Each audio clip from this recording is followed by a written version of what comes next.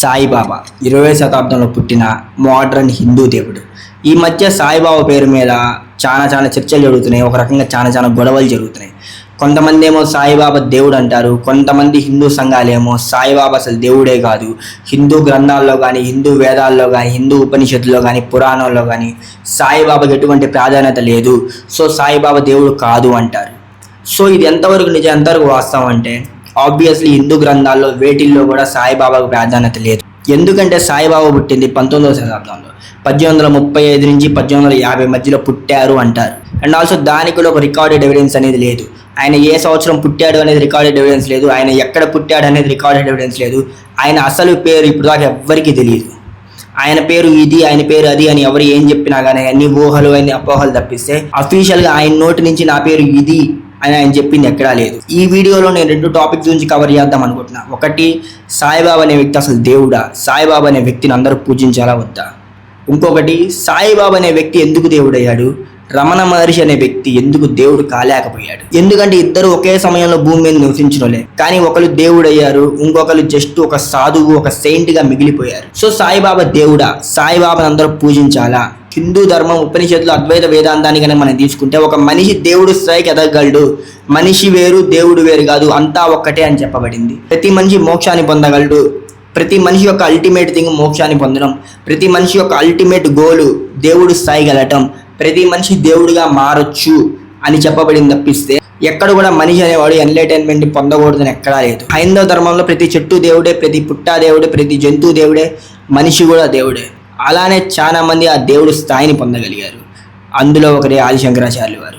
So ఇక్కడ సాయిబాబా దేవుడు అవునా కాదా అంటే హిందూ ధర్మం ప్రకారం అయితే సాయిబాబా దేవుడు కాకూడదు అనేది ఎక్కడా లేదు. ఎందుకంటే భక్తులు సాయిబాబాను నమ్మారు, ఆయన మహిమలు చేశారు అని భావించారు, ఆయన వల్ల మనకేదో లాభం వస్తుందని భక్తులు ఫీల్ అయ్యారు. ఆ తర్వాత గుళ్ళు కడత మొదలు పెట్టారు, మహిమలు ఉన్నాయని భావించారు, ఇప్పుడు మహిమలు పొందుతున్నట్టు వాళ్ళు ఫీల్ అవుతున్నారు, వాళ్ళు దేవుణ్ణి చేస్తున్నారు. కానీ ఇక్కడ ప్రాబ్లం అంతా ఎక్కడొచ్చిందంటే హిందూ మతంలో ఎప్పుడైతే భక్తులు సాయిబాబా పాదాల కింద, సాయిబాబా పాదాల కాడ హిందూ దేవుళ్ళని, హిందూ దేవీ దేవతల విగ్రహాలను ఎప్పుడైతే పెడతాం మొదలు పెట్టారో అక్కడ హిందూ సంఘాలు వ్యతిరేకించడం మొదలుపెట్టినాయి. సో ఇక్కడ సాయిబాబాని దేవుడు చేయడం తప్పు కాదు, కానీ ఎన్నో సంవత్సరాలుగా వేదాల్లో పురాణాల్లో ఉన్న దేవుళ్ళని తీసుకొచ్చి సాయిబాబా పాదాల దగ్గర పెడుతున్నారు ఏంటి అని హిందూ ధర్మంలో ఉన్న పెద్దలు, హిందూ మతవాదులు గొడవ చేస్తున్నారు.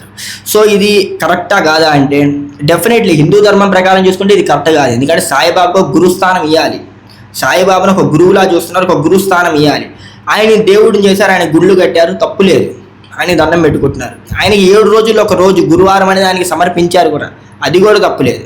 బట్ ఎప్పుడైతే ఈ మధ్య కాలంలో 19వ శతాబ్దం 20వ శతాబ్దంలో పుట్టిన ఒక వ్యక్తిని 20వ శతాబ్దంలో దేవుడిగా చేసిన ఒక వ్యక్తిని తీసుకొచ్చి ఆయన పాదాల కింద హిందూ దేవుళ్ళని పెడతాం అనేది అది ఆబ్వియస్లీ యాక్సెప్టెడ్ అయితే కాదు. సో ఇక్కడ జనాలు ఆలోచించుకోవాలి, సాయిబాబా అనే వ్యక్తికి మనం ఎంతవరకు ప్రాధాన్యత ఇవ్వాలని. సాయిబాబా దేవుడా కాదంటే ఆబ్వియస్లీ మీరు దేవుడు అనుకుంటే దేవుడు, గురువు అనుకుంటే గురువు, దేవుడు కాదు అనుకుంటే దేవుడు కాదు. ఆయనకి ఇచ్చే ప్రాధాన్యత ఆయనకి ఇస్తే సరిపోద్ది, అంతేగాని ఆయన్ని ఎవరికన్నా ఎక్కువగా పెట్టాల్సిన అవసరం లేదు, ఎవరికన్నా తక్కువగా పెట్టాల్సిన అవసరం లేదు. ఫర్ ఎగ్జాంపుల్ దీని మీద నా ఒపీనియన్ ఏంటి అని ఎవరైనా నన్ను అడిగితే, యాజ్ అ రేషనల్ పర్సన్గా, యాజ్ అ స్పిరిచువల్ రేషనల్ పర్సన్గా నేను ఏ దేవుడికి దండం పెట్టాను, అలానే నా లైఫ్లో నేను ఎప్పుడు సాయిబాబా కూడా దండం పెట్టలేదు.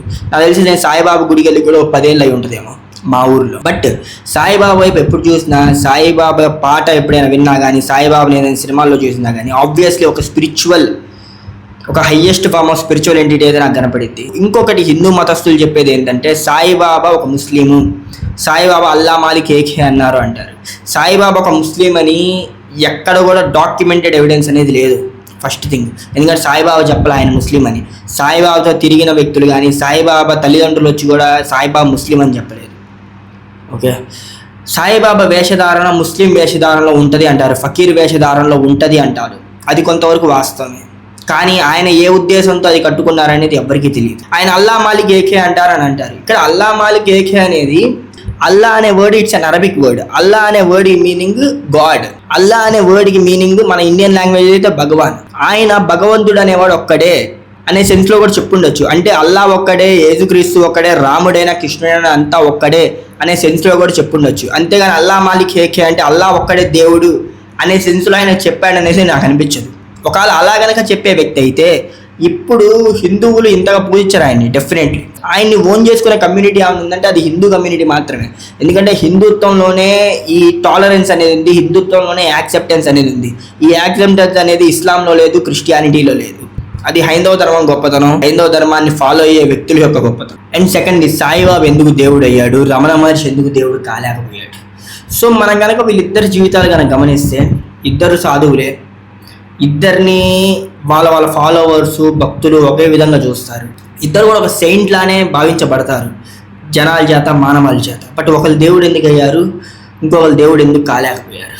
మనం కనుక యేసుక్రీస్తుని కానీ బుద్ధుడిని కానీ గమనిస్తే వీళ్ళ జీవితంలో వీళ్ళు సెయింట్సే. ఓకే, ఒకలేమో నేను దైవ కుమారుని అని చెప్పారు, ఒకలేమో అసలు నేను దేవుడినే కాదని చెప్పారు. సాయిబాబా కూడా తనని తాను ఎప్పుడు దేవుడు అని చెప్పుకోలేదు, కానీ వీళ్ళు గాడ్లీ ఫిగర్స్ అయ్యారు. ఇప్పుడు బుద్ధుడిని కూడా బౌద్ధ మతంలో దేవుడిలానే చూస్తారు, కానీ బుద్ధుడు నేను ఎప్పుడు దేవుడు కాదు, మూర్తి పూజ ఎప్పుడు చేయొద్దు అంటాడు బుద్ధుడు. కానీ బుద్ధుడికి ఉన్న విగ్రహాలు ప్రపంచంలో ఎవ్వరికీ లేవు ప్రస్తుతానికి. బుద్ధుడికి రోజు పూజలు కూడా చేస్తారు. ఎందుకు ఇలా జరిగింది? ఇప్పుడు మనం కనుక ఒక గుడి కట్టాలంటే మనము ఒక 100 మందిని, ఒక 1000 మందిని గ్యాదర్ చేయగలగాలి. అండ్ ఆల్సో ఫండ్స్ని తేగలగాలి. వాళ్ళందరినీ మనం ఒప్పియగలగాలి, ఈ వ్యక్తి దేవుడు, ఈ వ్యక్తిలో మహిమ ఉంది అని. అలా ఒప్పియాలంటే వీళ్ళు మనుషుల కోసం చేసిన మాయలు, మిరాకిల్స్ గురించి మనం మనుషులకి చెప్పి వాళ్ళని కన్విన్స్ చేయగలగాలి. ఫస్ట్ మనం ఒక 1000 మందిని కన్విన్స్ చేయగలిగితేనే మనం ఒకరిని దేవుని చేయగలుగుతాం, మనం ఒకరి గుడి కట్టగలుగుతాం. మీరు కనుక సాయిబాబాని, బుద్ధుడిని, యేసుక్రీస్తుని కనుక గమనించగలిగితే, యేసుక్రీస్తు చనిపోయిన వ్యక్తిని బతికించడము, యేసుక్రీస్తు నీటిని వైన్ని చేశారు అని బైబిల్లో చెప్పబడింది.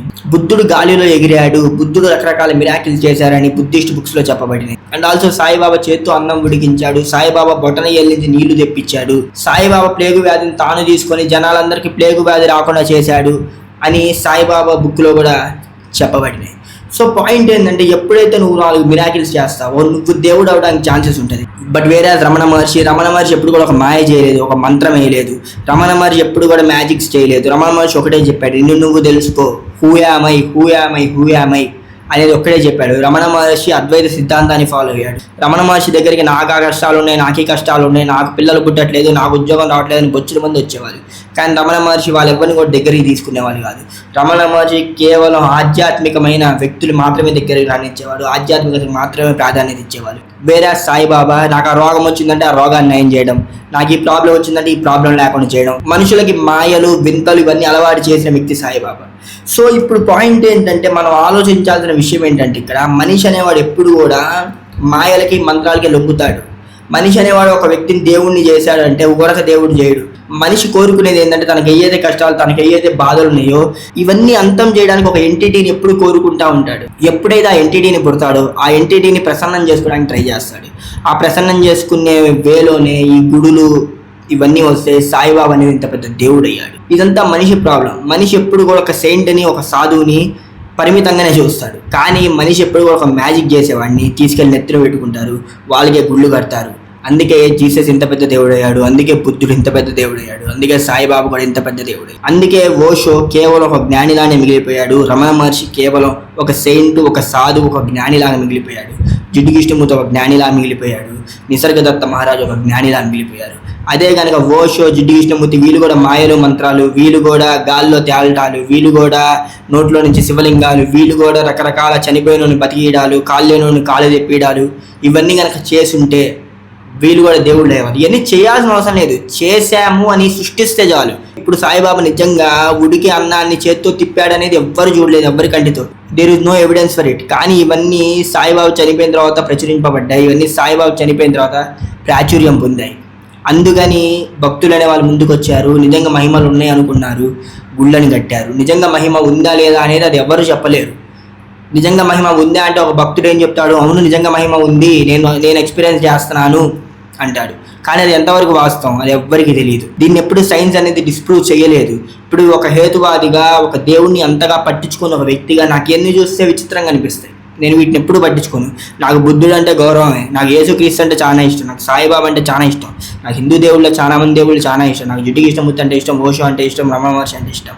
కానీ ఎప్పుడైతే ఇలాంటి గాడ్లీ ఫిగర్స్ యేసుక్రీస్తుని, బుద్ధుడిని, సాయిబాబాని చూస్తానో నేను వీళ్ళు బోధించిన విషయాలు మంచిని తీసుకుంటాను తప్పిస్తే వీళ్ళ మ్యాజిక్స్ నేను ఎప్పుడూ తీసుకోను. వీళ్ళకి ఎప్పుడు నా చేతులెత్తి నేను దండం పెట్టను. సో రమణ మహర్షి దేవుడు ఎందుకు కాలేడు అంటే, రమణ మహర్షి ఎందుకు కాలేదంటే simple reason, Ramana Maharshi magic చేయలేదు. సాయిబాబా దేవుడు ఎందుకు అయ్యాడంటే సింపుల్ రీజన్, సాయిబాబా మ్యాజిక్ చేశాడు.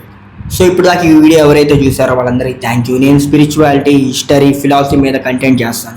ఒకవేళ మీరు కనుక ఈ సబ్జెక్ట్స్లో కనుక ఇంట్రెస్ట్ ఉంటే, మీకు కనుక థింకింగ్ అనే ఆస్పెక్ట్ మీద ఇంట్రెస్ట్ ఉంటే, you can subscribe to my channel. మీరు సబ్స్క్రైబ్ చేసుకొని వీడియోస్ చూడటం మొదలు పెట్టచ్చు. It's your wish. Thank you.